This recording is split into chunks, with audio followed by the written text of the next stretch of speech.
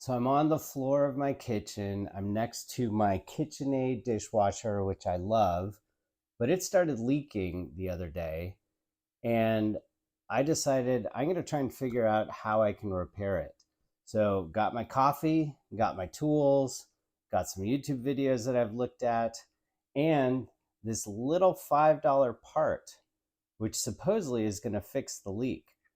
So stay tuned, and I'm going to walk through the process and show as much of the steps as I can, and hopefully I won't have any more leaks.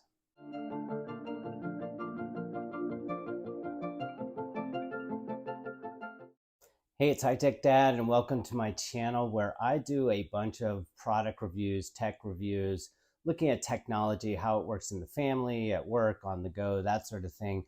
I also produce some how-tos and fix-it videos, and in this case, this is one of those videos. I have a, I don't know, 10-year-old dishwasher here, and it started leaking.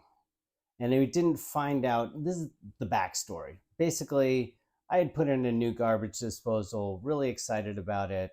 And we had a dinner party, washed all the dishes. The next morning, we found some water on the floor, and I thought, oh great, I put the garbage disposal in wrong. So I looked at everything there, and there was no water underneath the sink. So then I decided to think a little bit outside of the box. Did I bump something when I was putting in the garbage disposal, knocked a hose loose for the dishwasher? Anyway, long story short, I ran the dishwasher after drying up the floor, and then there was more water there. It wasn't a lot, it was very little, but enough to know that something was going wrong. So then I went through the various stages that any homeowner or renter goes through when something breaks at home. So the first one was that, oh crap moment, something's gone wrong. And that was obvious, there was water everywhere. Then I was went into that denial stage. Oh, this really isn't happening. I'm going to go back to bed and wake up in the morning and it'll all be done. Then I went through the stage of, oh gosh, I got to get out my wallet. I'm going to have to call someone to fix it, or I'm going to have to get a new dishwasher or something like that. And then the next stage was sort of like, okay, I'm just going to ignore it and it's going to go away. We started using the dishwasher just as a drying rack.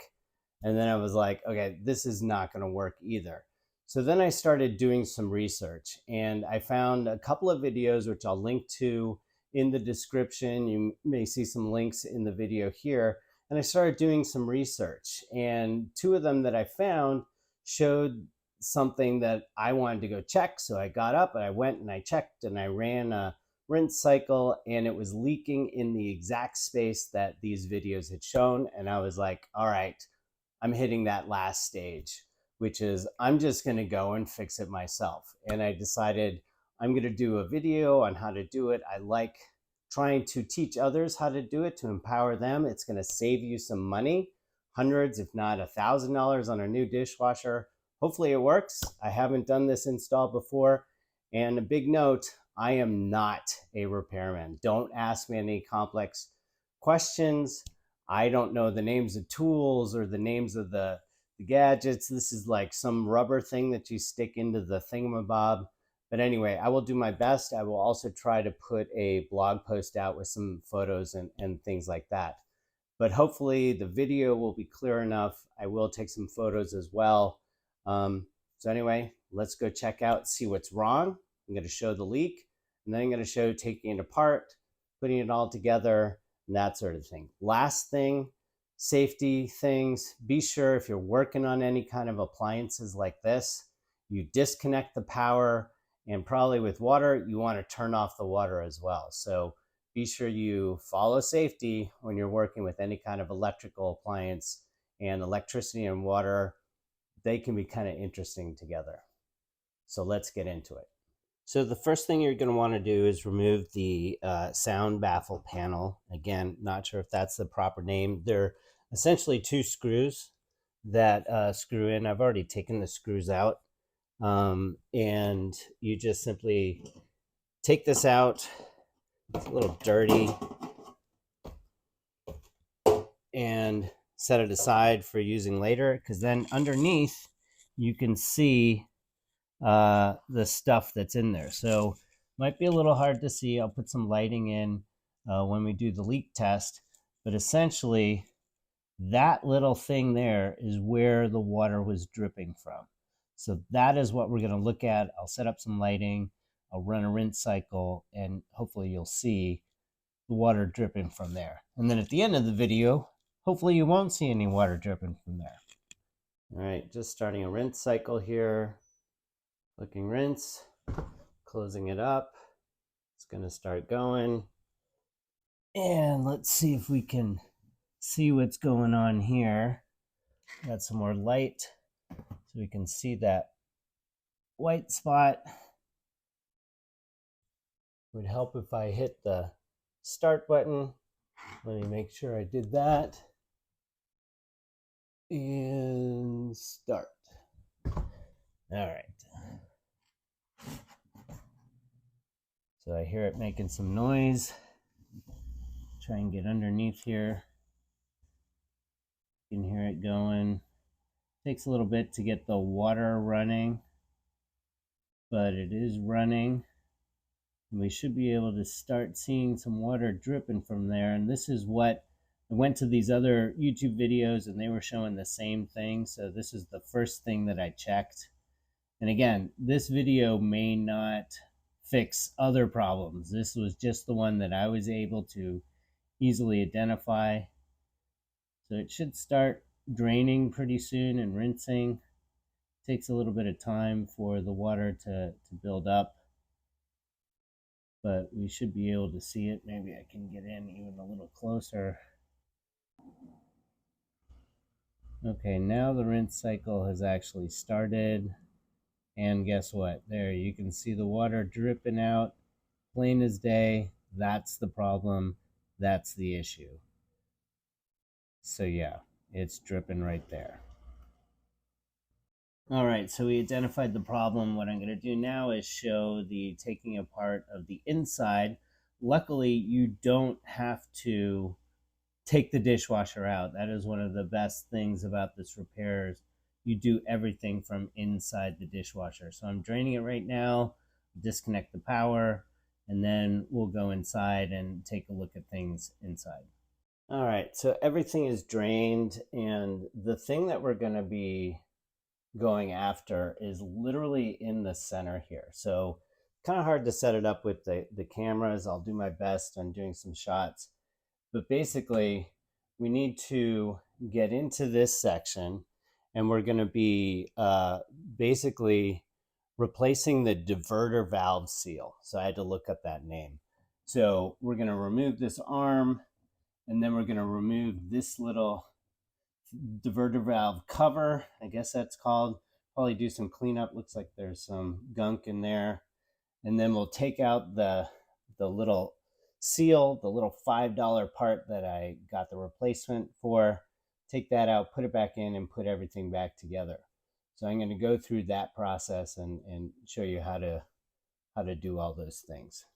So the first step is to remove this arm, which supposedly if you grab the teeth, you can just turn it counterclockwise. It's only just a little bit. You can feel it move. And then that just lifts right off. And wow, yes, I need to clean that up a bit. So that's another great thing about doing these repairs is you can take apart things and you can see, wow, that's pretty messy. Time to clean that up. All right, that thing's all cleaned up. So the next step is to detach these two hoses because this little piece here will, oh, I'm bleeding. All right, so I had to take a little first aid timeout. I nicked my finger. Anyway, no pain, no gain. So basically what I'm gonna do here is take off this little valve. There is a little latch that comes down on the top. So you can lift that up and it'll supposedly allow this thing to turn. You don't have to remove anything else other than the two hose connections. So the hose connection, this one is the most difficult one. It's got some little clamps on the side holding it into place. I may have to get just like a little screwdriver to help move it out. And this one just sort of drops in on the top. But may be able to simply loosen it a little. So I got the little clip up, and then I'll try to work on this little hose here and get it to come out. Again, you don't really need many tools to work on this. So it is loose right now. And then maybe I'll get a screwdriver to help pry this one thing out. All right, got a little screwdriver. This little clamps up, so this should be mobile. I think maybe this will like help to loosen the hose. I wish I had 4 arms or 4 hands here. But it should just come right out. Maybe I won't use the screwdriver. I'll just see if I can slowly work it back and forth, because it is supposed to just sort of come loose and come out. So I'll just keep working on it. Maybe I'll fast forward through this stage. This is probably the hardest part on here, hopefully.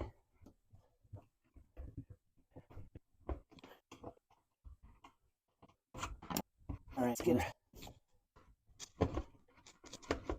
Just takes a little work back and forth. There's some stuff I obviously need to clean. But yeah, we're almost there. There we go. It's popping out now. There we go. So that's off. And then that comes off. So you can see those are the 2 things. Got to clean all that stuff up. And yeah, so let's go from there. So it does take a little bit of force to do that, but then off this comes another thing to clean up. This is the diverter valve underneath, which I'll show. This just sort of slides down. There's only one way for it to attach, supposedly. You take that off. You can't put it in any other way. It only goes down that one way. So those are the 2 things. I'm going to clean this up, clean up this as well, make sure the O-ring on there is looking okay. It's got some gunk on it. And then we're going to go into replace the whole $5 piece that's right in the bottom. I will take a picture once this is all cleaned up. All right, I figure I should do a little handheld close-up here so you can see what we're working with. So took this off, cleaned it up. Doesn't have all that white gunk on there. You can see how the various hoses attach in there. That one goes into here, and the white one goes into this little hole there. Then there is this little plastic thing. Again, it just sort of, it doesn't attach in any way. It just sort of drops in, and there's only one way for it to go in. And then what we're going to be working on is that. So hopefully this can zoom in on this. This is that $5 piece that has supposedly gone bad. So you want to take a look at it, see how it's put into place here. And we're going to have to try to figure out a good way to take it out. I have some small needle nose pliers that I'm going to try, but there is another trick in one of the videos where the guy took a screw, drilled it in there, and then just lifted it out, because you don't need to save that part anymore. One thing that you should look for is the direction that it goes in, because there are 2 ways for the little replacement flange or valve or washer or whatever you want to call it go in. If you put it in the wrong way, it's going to keep leaking. So I will try to take it out carefully, and I'll show you a close-up of what the replacement looks like. All right, time for another shaky handheld video. So these are the replacement ones, and you can see there are 2 ways of putting it in. You can see they both look the same. I believe that the proper way to do it is to have that side, not this one, this part facing up. So I'm going to double check over on the one that's currently in there, the bad one, and see if I can tell how it is oriented over there. So here is a close-up of the old one. That's about as close as I can get, but it does look like the sort of part that you would think would be facing down is facing up. So like I thought, it's got the double rings facing up. So that is how we're going to do it. I will take it out and try to make sure that that is indeed correct. All right, so change some camera angles here. So it's kind of hard to see, but this is what looks like the direction it should be. So not like this, but like this. And I'm going to try to use some small pliers to pull it out. And then once I get it out, we'll try to put this one back in. So hopefully you guys can see this. It's got a lot of gunk on it. I may have to try to go through another angle to get this. I'm sure my hand's in the way. But yeah, this thing is pretty destroyed. It's coming apart. I guess this connector or this washer or this gasket type of thing does deteriorate over time. So it's good that the part that I'm using from Amazon comes with two, because I'll probably have to do this in a couple of years again. Anyway, I may have to do this off camera because it's kind of hard to do it with one hand getting in there. But maybe I can also pry it with a screwdriver. But I may have to try that trick with the screw going into it, because it is really hard. Unless you have some really good needle nose pliers, it's kind of hard to get a good grip on anything here. Yeah, and it's all sort of coming apart. All right, it's a little bit too hard to try and pry it out with needle nose, so I just got a drywall screw and my screwdriver, and I'm going to carefully try to screw it into here so that I have something to grab on. So let's see if this will work. Looks like a great hack to me.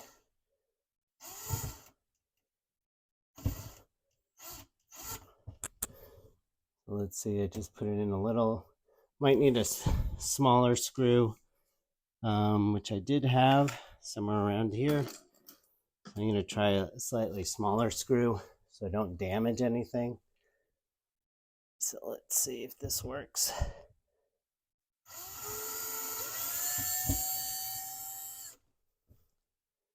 And then, nope, it's not grabbing. So I may have to just sort of break this old thing out. It looks like there is some other things I can grab onto in here. It looks like there's a little spring that is part of this particular one that holds it in place. I'm going to save that because I didn't see it on the replacement part. Would have been right inside there. So I'm going to try and take this off and see what we have. So this is the little spring that was inside of the original part. It's not present in this one. I may put it in here just to play it safe and keep it, but maybe this one fits a little bit tighter. All right, I did get it out. I ended up using the pliers, and yes, it was that direction, not this direction. So you want to have, let's see if I have, this is the old one, obviously. This is the new one, so pretty much in the same direction. Does look like the hole is a little bit more narrow. Maybe this has eroded over time, but I couldn't get the little spring to go back in there, so I'm just going to try the part as is and put it in.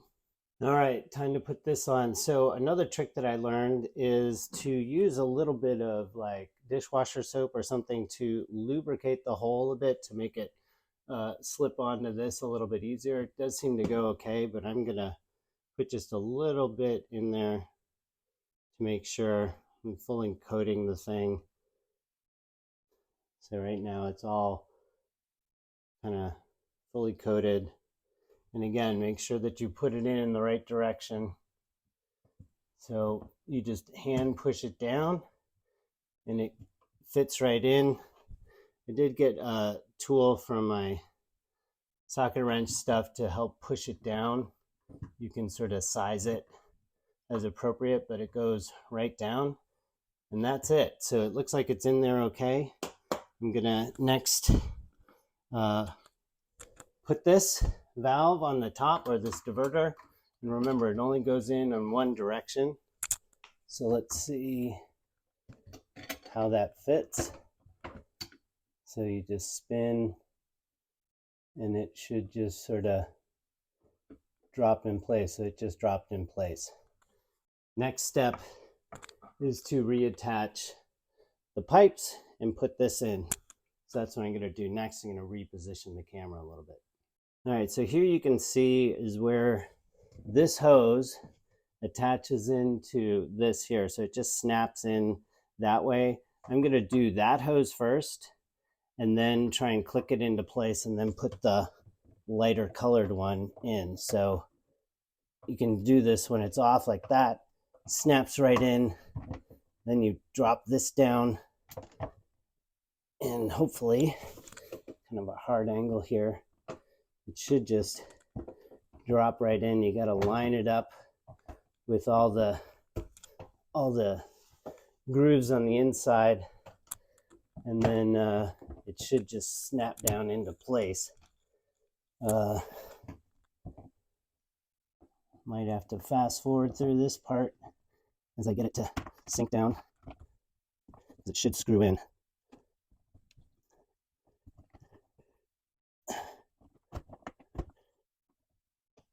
Maybe I'll take this off and try it again.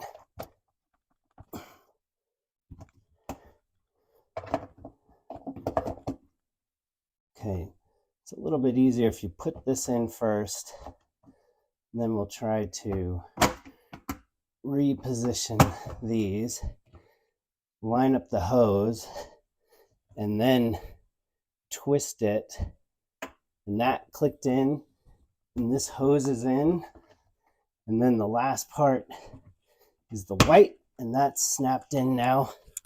So it looks like it's all set. Everything's tight and sealed. So now let's try putting in the arm and then go from there. All right, so we're at the final reassembly stage. So again, to put this in, we took it off, turning it counterclockwise. To reattach this, just have to figure out where it sits and then attach it clockwise. So that'll be going that way, clockwise, and it is really easy to snap it in, snap it off. So hard to do left-handed, but it's already attached. I was just going to try to see if I could show how it works. So spins freely, doesn't come up. I think we're done. Now we can try the leak test. All right, so the moment of truth. I just started a rinse cycle. It's going to take a little bit for it to get going, but we are looking at that thing right there to see if it'll leak anymore. Hopefully it'll focus in on that. So I'm not going to wait here while it queues up all the rinse stuff. I'll come back once it starts doing the rinse cycle. All right, so it looks like the rinse cycle has started. I hear things rinsing. Gonna let it kind of run for a little bit, see how it does. So far, I don't see anything dripping. So I may have saved myself a couple $100 or even $1,000. Hope this works for you guys. So after running the rinse cycle for a few minutes, normally it would have started leaking by now. It looks pretty dry. All right, I think it was a success. Otherwise, the floor would be all wet and my butt would be all wet with water coming out. I let it run on rinse cycle for a little bit. I got a huge ton of dirty dishes that I'm going to test out as soon as the rinse cycle is done. I'm not putting the sound baffle on yet because I want to keep looking underneath to make sure it's not leaking, make sure that this was successful. So anyway, Took maybe hour and a half, but obviously I was filming and trying to show different ways of doing things. Could take you less time, could take you more. I really don't know. So hopefully this video was helpful.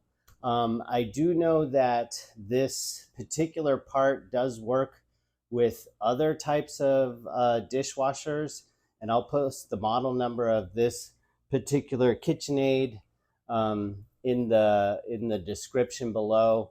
I think it also works with some Kenmore items. It's a pretty common part and a pretty common sort of function. So hope you liked this video. Hope you found it useful. If you did, please give it a thumbs up. Subscribe to my YouTube channel where I do product reviews and how-tos and that sort of thing. Also, you can visit my website, and that's at HighTechDad.com. I'm on social media if you want to ask me any questions. You can just search for HighTechDad, and I hopefully will be there. Head over to my Facebook page at facebook.com/HTD blog if you have any other questions. And thanks for watching. Hopefully you liked it. Again, give it a thumbs up, and I'll see you either in the next how-to and fix it or in my next product review. Thanks for watching.